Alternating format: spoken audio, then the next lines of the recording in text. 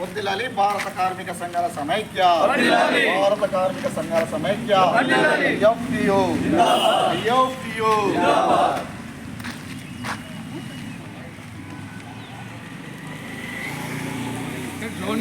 స్వామికవాదులారా, ఇంకా 3 రోజుల్లో పార్లమెంటుకు ఎన్నికలు జరగబోతున్నాయి.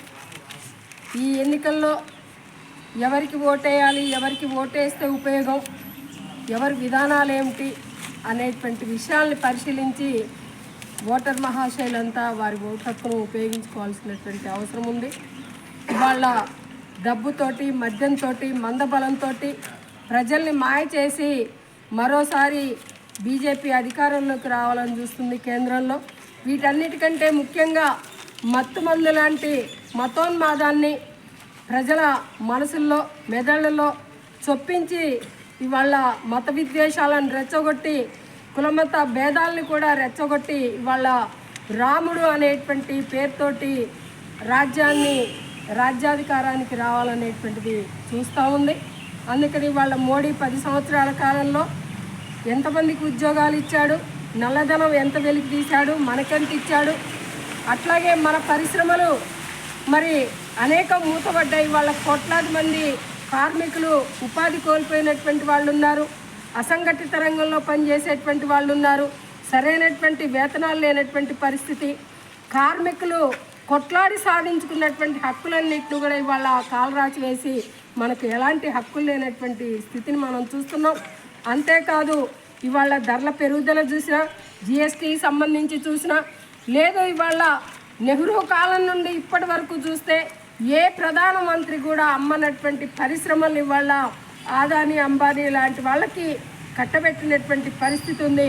ఫలితంగానే ఇవాళ మరి మన మీద పడేటువంటి పన్నుల భారము, ధరల పెరుగుదల, డీజిల్ పెట్రోల్ రేట్లు అనేటువంటిది మనం గమనించాల్సినటువంటి అవసరం ఉంది. వీటన్నిటిని కప్పిపుచ్చుకోవడానికి విభజించి పాలించనేటువంటి పద్ధతుల్లో ఈరోజు మన మధ్య విద్వేషాలు రెచ్చగొట్టి మరి ప్రయోజనం పొందాలి, రాజకీయ లబ్ధి పొందాలనేటువంటిది చూస్తున్నాడు. అందుకని దీన్నంతా కూడా ఓటర్ మహాశయులు, ప్రజలు, ప్రజాస్వామికవాదులు, మేధావులు అర్థం చేసుకోవాలి.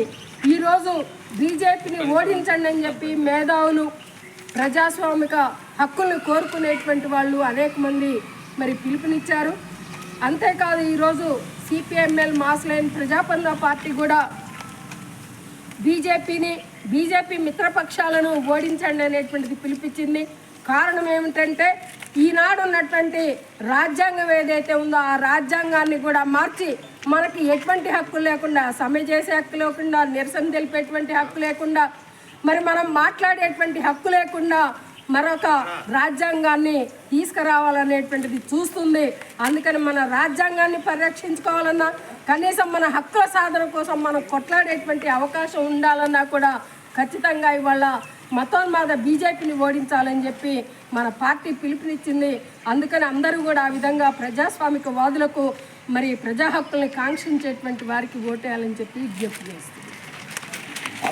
ఈ కార్యక్రమం ఎంతో ముగిస్తూ ఉన్నాం.